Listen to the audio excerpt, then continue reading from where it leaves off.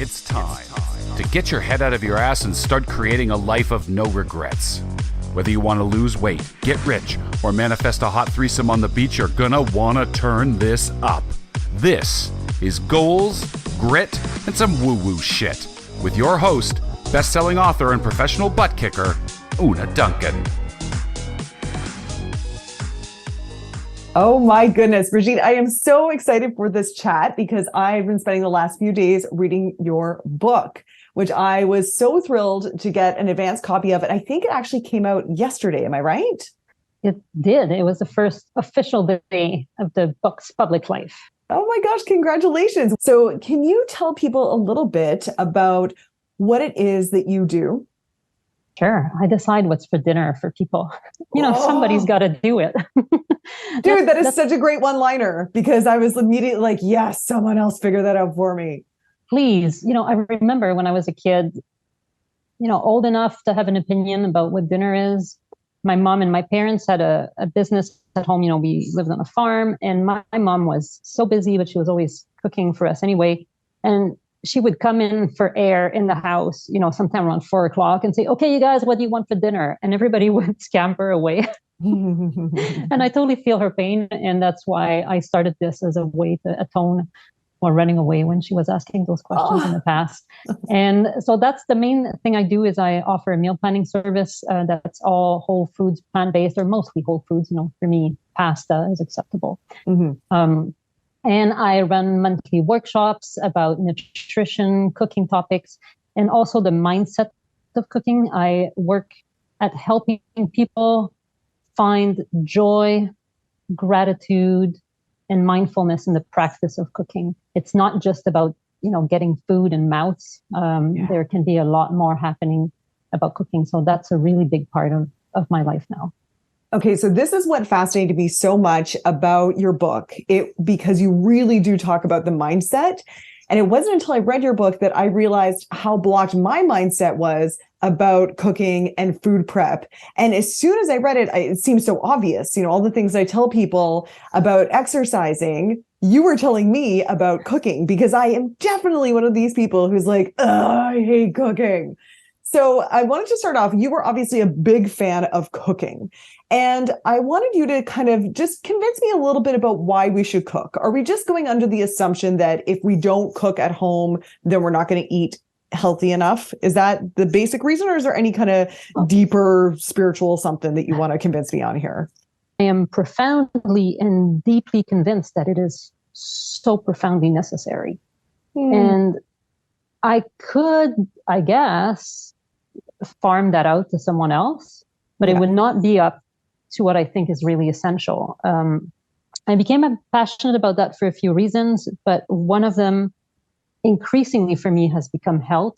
In 2020, I lost my father to a prolonged downhill, awful struggle with dementia. And that really brought home to me how our lifetime habits have a big impact on our life in the long term, and we may not think about that a whole lot when we're in our 20s and even in our 30s. And when I became fully plant-based in my mid-30s, I was pretty healthy. It's not like I experienced, a body transformation that my health issues disappeared, because I didn't have health issues. But when I see the things that happen later in life, and sure, eating a plant-based diet is not a silver bullet, but it does reduce a lot of risks, statistically speaking, right? And I don't want to put myself there. So that's definitely a huge motivation for me today. And the food is, my husband's a doctor, and often we hear physicians, with all due respect, that tell their patients, oh, it doesn't matter what you eat. Yeah. How are you out of your mind? Yeah. How can you possibly think this? You are physically what you eat. And some people don't really care about that. And so they maybe shouldn't be in charge of cooking. Well, but definitely. I care. Yeah. And I care too. You do not have to sell me on healthy food. I'm totally with you on this, as you know. But I'm a little less convinced that I have to cook it. This is what I want your help with. Is there a reason that I have to cook that food?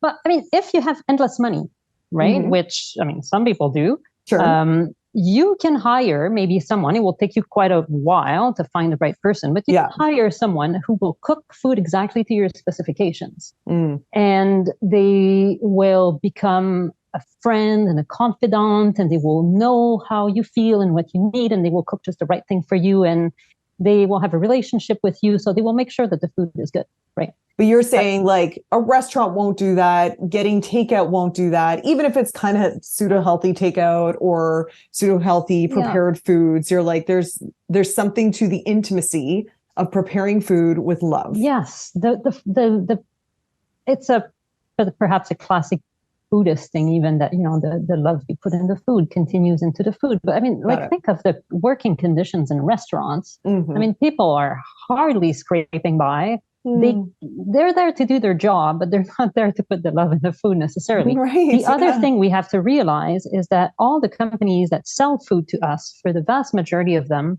I mean, they want us to come back. And they want to hook us onto food that makes us feel like, whoa, this is good, right? Sugar, salt, and how do you achieve that? A lot of salt, a lot of added fats, a lot of added sugars. And those are not the things that are statistically proven to help us have a long, happy life. Right. And there are out there some exceptions. There are companies that are working hard at making foods that are a lot healthier, that have no SOS, no added oil, sugar, salt. My experience has been that they're not great. I think I can do better at home, and I think it can also be cheaper to do it myself. And there's also a great satisfaction and empowerment when you take control of your food and you feed yourself the food you've made, even if it's really simple, like soup. You're like, I did this. I did this. Yeah. And it's so satisfying. So it's worth a shot. Yes. Okay. So you are totally pro cooking, but one thing I thought was interesting is you were anti cookbooks. Yeah. Tell us about embarrassing. And you got the cookbooks behind you. But here's some of the things that I thought was really interesting. You went on to say at one point that consuming all these beautifully glossy photos of the perfectly arranged fork and the herbs on the side and blah, blah, blah, like all this food porn, you actually you don't say this directly, but you sort of hint that consuming all this food porn is as bad for our home cooking life as consuming sex porn would be for our sex life, in that it just gives us a completely unrealistic idea of what we should be expecting of ourselves. I think so. I mean, there's conflicted studies about actual porn, okay. Porn, you don't have to be an not expert on that. That's okay. As a sociologist, I don't want to commit here. Right. But clearly, as we scroll through like Instagram, beautifully staged photos, and these reflections came to me as a food blogger. I was looking at ways to improve my food photography, right? Because when I was wondering what is going to happen with my business, where's this going? Well, the pull to publish recipes with really nice photos is huge. That's how you succeed on Pinterest. That's how you succeed on Instagram, is to show these beautiful pictures. And being a bit of a rebel, and I approached those food photography classes with a bit of a critical eye and thinking, well, that's not true. Like, why do you show this to people? Like, how is this helping people create a realistic game plan for their home cooking? And also, I had this roommate 30 years ago. It was quite amusing. You would cook with her, and it was, I don't know, spaghetti sauce, something, right? And she smoked paprika. I don't have smoked paprika. That's it. I give up. There's no way this is going to happen. Abort, at the end of the cooking. But I think having these instructions, having everything fed to us in a certain order that we're supposed to do, in a way, it puts us on autopilot. And that's how I feel about exercise. I'm happy, just tell me what to do, right? And I'll do it.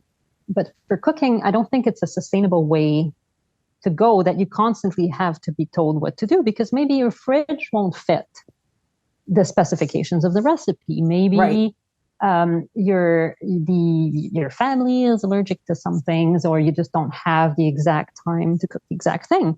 But so it creates a despondency to the recipe, a dependency, and it stifles our capacity to learn.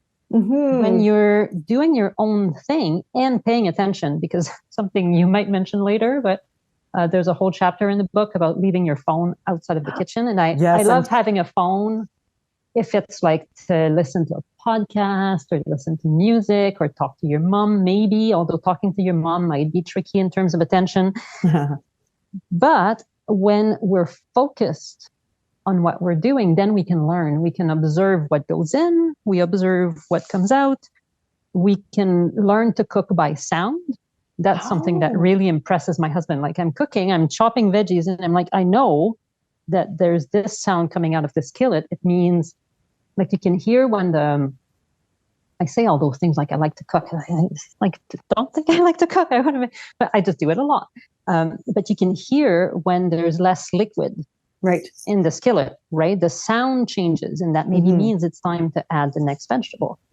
And but if you're, responding to stuff on social media at the same time, and I mean, there's a lot of distractions asking for our attention anyway. So if we add on top of that the phone, because by the way, we're trying to escape because we don't like cooking, right? But then we don't get to learn, and that's why I really encourage people to have this experimental approach to cooking, but you have to accept that it might be more simple as you get started. Yes. As opposed to, again, those glossy, beautiful photos that have like multi-step recipes with like, oh, by the way, go back to page 42. and make the sauce that has 12 different ingredients. And exactly. Forget it.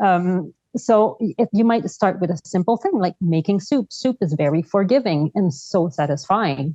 But you start with making soup, and then maybe you start with just having beans with some seasonings. Well, actually, I'm going to hold you there because you do mention there's 5 recipes that people need to know and only 5. Yes. So I want to ask you about that. But first, I just wanted to go back to the idea of being present. I really liked how, for example, you said, don't cook the rice, or I think, don't cook the quinoa for the amount that it says in the package. Cook it for a bit and then test it. Really, it's up to you to test whether the quinoa is done, not what it says in the package. Or you say, if you get stuck, sit there and think, what do I want this meal to look like? What do I want? Don't check Pinterest. Think about it. Yes, and I love you keep the refrain throughout the book is, you know more than you think you do about cooking. You have been eating your whole life. And I was like, oh my gosh, I really loved it. And I also want to ask you, you mentioned your background in sociology, and you said that you use this background to shed light on why we feel so undervalued when we cook. Can you talk about that? Yes, I think recently I've been also reading, having a tween daughter. I've been reading a little bit about media and what kind of movies we pitch to girls and boys. And for example, let's take a little detour from cooking here, rom-com kind of movies, chick flicks, right? Yeah, I love those. Yes, I love them too, right? I really enjoy them. But that's not first of all, it's not highbrow, but it's also somehow perceived as less than more, let's say, fantasy or more like action oriented thing. Oh, rom-com, and in the same way, and I think largely because it's feminine. And what? I think relationships are pretty darn important. Maybe more than shooting aliens.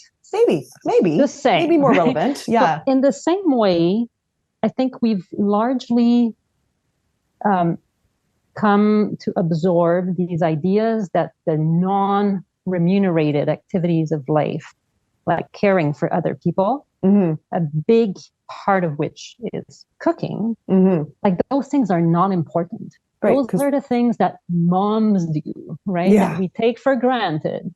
And they're not activities that are valued in society unless they're done by somebody else, like a restaurant or, fresh prep. What a genius idea, right? I mean, I'm not, knocking it, but it becomes a genius idea when it's made into a company. Right, when it's commodified.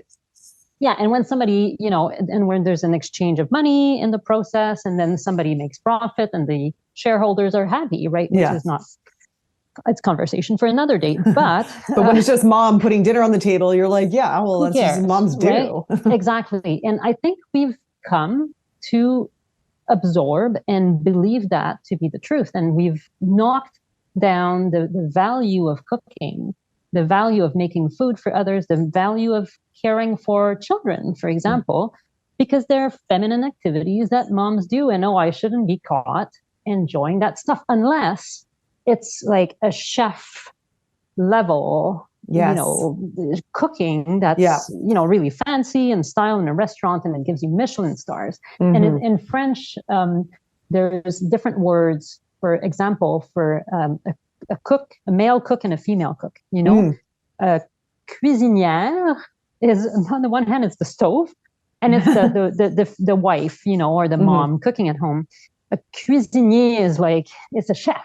Oh, an exalted position. Nobody will think of a cuisinier as just somebody who cooks dinner for people 7 days a week in their house. It's an artist. It's the same thing for like a tailor. If it's a woman, the word means like just somebody who fixes the hem of your pants. Right. And if it's the male tailor, it's like Christian Dior, And so we've absorbed all of these ideas, and it is not true. We've just said it. Your body is made of what you eat. So what mom feeds you is what's most important. And if your mom, there might be a mom or two listening, take pride in that. It's such a power that we have to shape our lives and those of other people around us. We have to get into that power and become our own superheroes. I love this so much. You know what? And it's the same with exercise, women's fitness, aerobics, Zumba. Those are always thought of as a little like Jane silly Fonda. And eye rolly, whereas like CrossFit and sports, like that's considered very serious business and worthy of a lot of, high fives. It's always So the true. case. So true. So here's another thing I wanted to bring up. There's a chapter in your book, and I love it. You talk about 20 practices to help people embrace cooking. And can we talk about my 3 favorites? Oh, yeah. And because a lot of them are relevant to what you just said. The first one was, Mama, feed yourself first. Talk about that for a second. Oh, yes. I ask a lot of women around me, including like my kids' friends' moms in the schoolyard, right? Because they come to me and they're like, oh, yeah, you're vegan, you're plant-based. My kid won't eat broccoli. Yeah. Can you help, right? And then I ask them, so, what do you want to eat? Like, what is your favorite food? And they look at me like deer in the headlight, like, what are you talking about? Like, who cares what I eat? And that is where I think it's so important that we give our head a shake and ask ourselves, what do I want to eat? What is my ideal food like? And it won't necessarily be a salad, as the stereotype, woman eating a salad, having orgasms. And laughing. And exactly. Sometimes yogurt. Sometimes we're allowed to eat yogurt, but it's yogurt. Yeah, low fat yogurt. Sure. It has to be. But, think about it. Think of what you like. And it doesn't mean that your family is going to eat that 7 days a week. But make sure that it shows up. Make sure that your aspirations are at the core of the meals. And if other people want to kick in and they want to have their aspirations be part of the meal planning, well, sure, bring them in. And it's worth it to engage our spouses, partners, children, roommates, whatever it is, into determining what it is that we eat. But if we don't have that feeling that we're going to take care of ourselves, what is this for? And how can we keep on filling other people's buckets if we're not filling our own first, right? And that's the same thing for exercise. Like, make time for exercise for yourself, because you're worth it. It's not even that you're worth it. It's you need to live. It has to be. Yeah. And it's so funny. It does have to be. But my reaction when you're like, how to love cooking, I was like, what's this gonna be? And then the first one was like, make food that you want to eat. And I was like, whoa, the fact that seems so revolutionary to me that I was like, oh, that's crazy. And then the next one that I loved is that you said, wear an apron. And I have to say that my, which is really funny because I love costumes, but my initial reaction was like, that is a symbol of like female servitude over a hearth. And I balked at that a bit. Tell us a bit about wearing an apron. It's like a superhero cape, but in the front, right?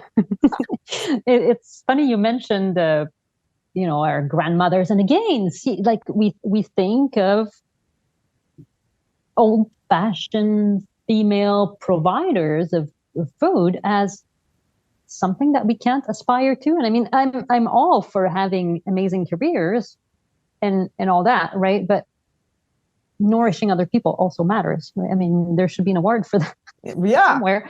But so it's funny you mentioned that, because my mother, as she was cleaning up her house recently, gave me some aprons that she had made my mom went to it was called the Institut Familial, the Family Institute, which was like a high school for future housewife. Yes. Yeah. Family studies. She had quite the education. She didn't really become a housewife, but she made these aprons for herself, and they're very matronly. Oh. And they have pockets, women want pockets. That's really the key. Forever. I find that when you put on the apron, and it's your favorite apron, you buy one that you like, you put it on, it's role playing, right? It's like you can get into a personality. You can kind of shake your head around. And it's the same thing as I'm a bit of a runner, putting your running shoes or putting your running clothes next to your bed, and you roll out of bed and into your, gym clothes or running clothes, and you're not going to bail. Yeah. Once you're there, like, oh, well, I guess I'm a runner. And what does a runner do? A runner runs.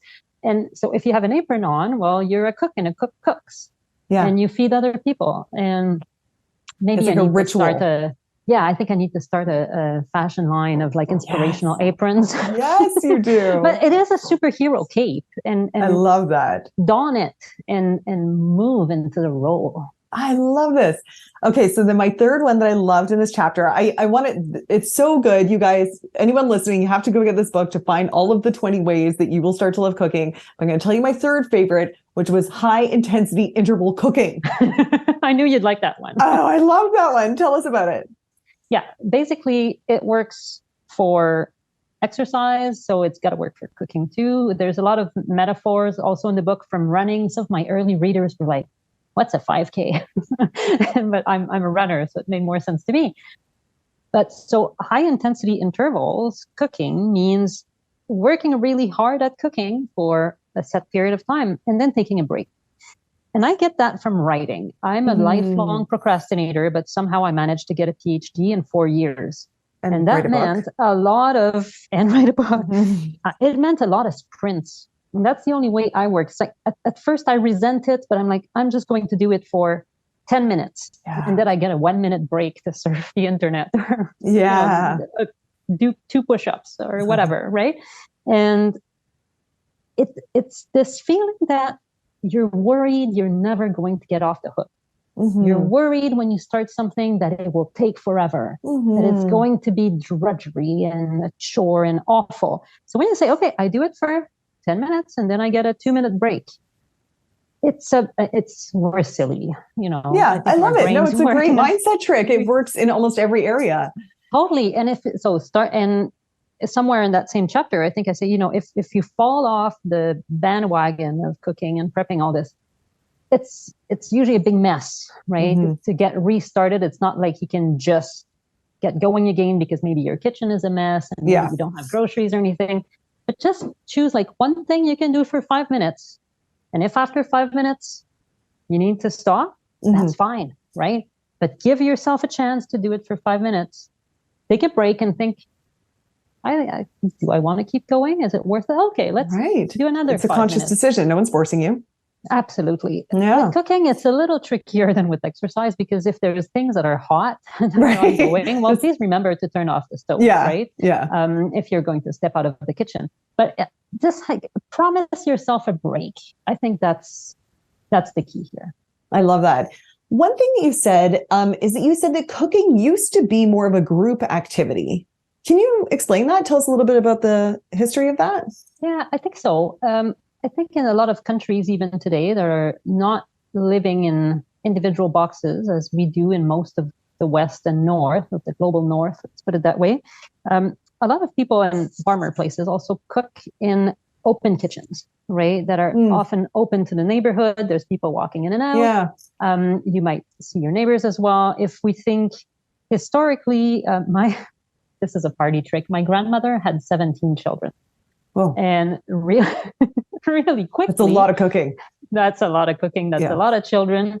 But really quick, first of all, they had to rely on each other, sister-in-law with sister-in-law and neighbors. They had to work together to somehow survive, literally. And then after just a few years, the bigger kids were part of the family reproduction system, where they would care for the younger kids. They would also be participating in cooking.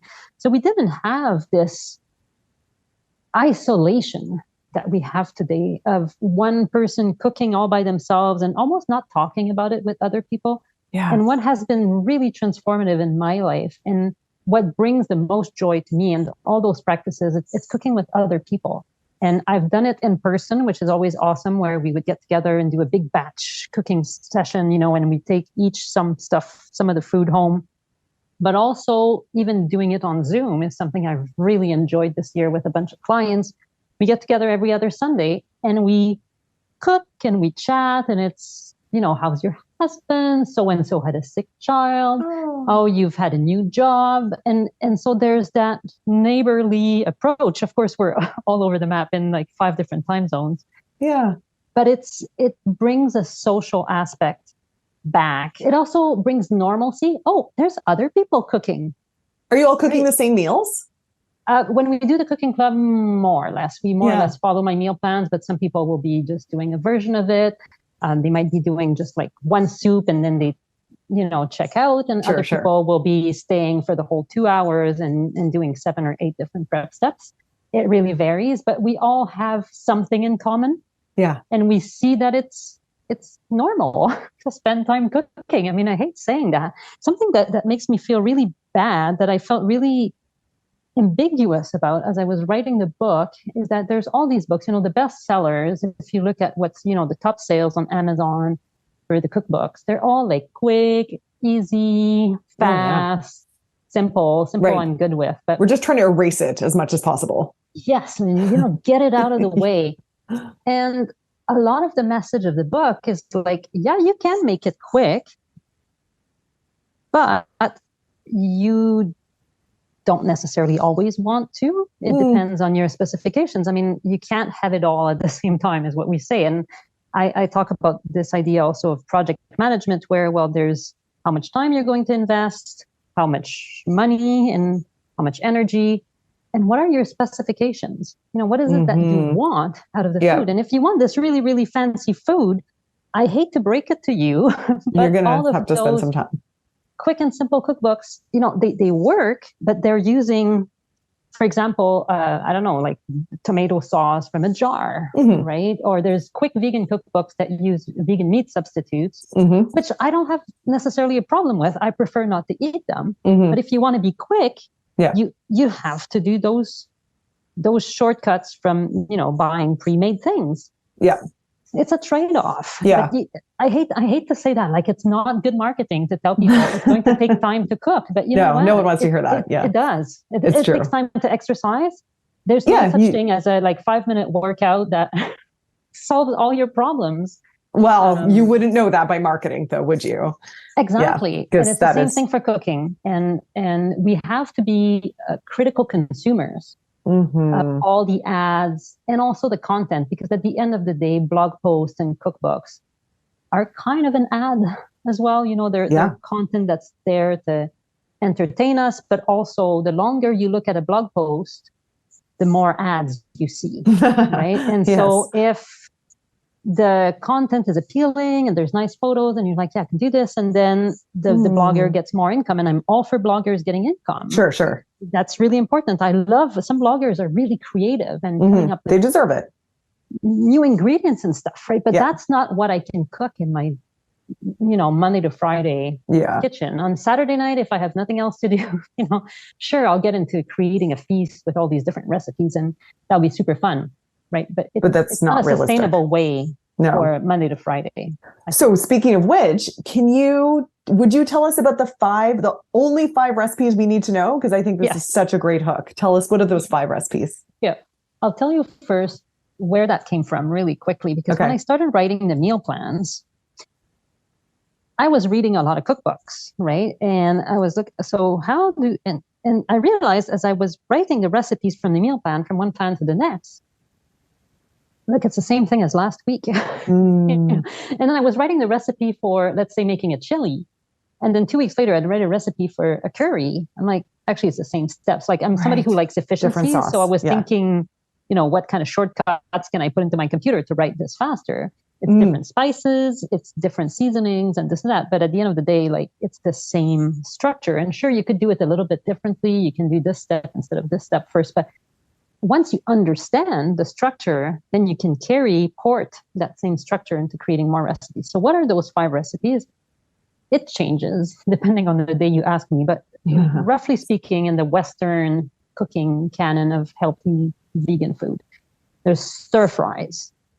Roughly things that go in the pan, it's hot and it's quick. There's soups and stews. It's easy, and stoops. Stoops are in between. So soups have more liquids, stews have generally less liquids, and stoop is often what happens to a soup after you leave it in the fridge.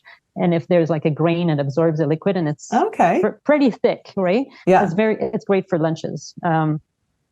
There are roasted things or roasted foods. Some people like to call, bake sheet, one sheet dinner, pan dinner or something. Sheet pan dinners. There you go. Where you put a bunch of things on a sheet pan and you put them in the oven. There's sauces, but sauces are really kind of a variation on the soups and stews, right? Yeah. Often they're more blended. Sometimes I like to put pizza in there, but I like to say this over that as a form, and pizza is not that far from pasta because you have pasta and then the sauce on top. Well, pizza is kind of a grain base that's made into a pie with ingredients on top that you haven't blended, unlike the ones that go in the stew, but there's still the ingredients on top. Which could also be like a bowl. Oh, yes. And salads and bowls would be the last category, with salads being mixed together and bowls being different piles of ingredients that don't touch so much. And I'm being a little facetious when I say that, but once you understand the structure of those, and of course, in a bowl, you might have a little bit of a stew, right? And so there's a bit of mix and match. And my approach to cooking is to decouple weeknight cooking from the weekend batch cooking. And that's where having that understanding of the different building blocks and how they're made helps you deconstruct how you want to eat in the week. And the stuff that I was saying earlier, those shortcuts that you could have bought from the store, for example, the tomato sauce, that's an easy one, pasta sauce. Why do people buy pasta sauce? I hate buying pasta sauce because then you need to take the glass jar out for recycling. Right. That's too much work. I'd rather cook the sauce myself, right? And not be stuck with a jar. And the jar makes me feel guilty. Okay. Glass is not really recyclable, right? So it's like I can make something and I save myself that trouble. So you can be creative about what the 5 recipes are. But basically, at the end of the day, it's a lens to look at recipes through. Yes, but you're saying on weekends, if you make a grain, a protein, roast a bunch of veggies or chop up a bunch of veggies, then you can assemble these. That's what you do on the weekend. You make these building blocks. Totally. And then throughout the week, you can throw it all together for a stir fry. And then it becomes a stew. And then the next day it's a bowl. And you just add different kind of spices and ingredients and condiments to make it a different flavor profile. Something like that? Absolutely. Yeah. One thing that I would add to the weekend prep, I call it my minimum viable prep. Yeah. There always has to be some kind of grain, and I like to vary it every other week. We eat a lot of rice and pasta in the Western culture, but there's a lot of other grains. Right. Get your amaranth on. One. Exactly. Yeah. Amaranth is a complete protein. I didn't know that. Not that protein is anything I'm worried about, but I learned that this week. Yeah. But yes, definitely doing the grain, roasting vegetables, and definitely making a soup or stew. And if only because that is plug and play. Yeah, Insta-meal. Reheat and eat kind of dish that you will have your bases covered. If everything goes wrong, you can always pop that in the microwave. Any hangry moment. You're never going to result to let's just get takeout because you've got that stew sitting there. Right. Because like eating plain quinoa, less appealing. It's a tough sell at the end of the day. Exactly. Even though it's a complete protein. And if you want to go deluxe, then it's nice to also prepare some kind of a dressing. Because I find, salads take a lot of time to make because there's all these different components to them. But if you've already prepared your greens, if you've already prepared your dressing, If you've already, say, roasted vegetables, as you mentioned, and you've got your grains, then it's pretty quick to pull it together. If you ask me to make a salad on a weeknight, and I mean, I work from home. I don't have that many excuses, but I don't feel like it. Yeah, yeah. Right? But if the dressing is there, I open the fridge. I'm like, oh, okay, I got this. Yeah, I love it. Brigitte, this has been such an awesome conversation, and I really, really genuinely loved your book. Please tell everybody where they can find your book, where they can learn more about what you do, how they can participate in one of your meal prep parties. It would be wonderful to have you over and cook in my vegan family kitchen with me, because I always like to have company. So anyone can go to veganfamilykitchen.com. It's not just for vegan and the cooking clubs. We don't handle animal products on screen anyway, I hope. Everyone's cooking up some fried chicken. There's no vegan police, screen. Right? The vegan police is not involved. So veganfamilykitchen.com, you can learn all about what I do. There is a 5-day meal plan that people can download there to get started, to get a feel for what it is, to decouple that prep from the weeknight cooking. And the book is easy to find. If you go to veganfamilykitchen.com, it says book there, and there's links to all the retailers. I encourage people to get it from their local bookstore because we need those, but it's also available to order as ebook or as a print book from Amazon. Lovely. Thank you so much for chatting with me, and have a wonderful rest of your day. Thank you for having me. It was awesome. Hey dude, thanks for listening. If you like this episode, make sure you're subscribed so you can get the next one. And by the way, if you rate and review this podcast, it really helps me get found by other people who need some goals, grit, and some woo-woo shit. And be sure to connect and DM me at Una Duncan on Instagram and let me know what you thought of the episode. Chat soon.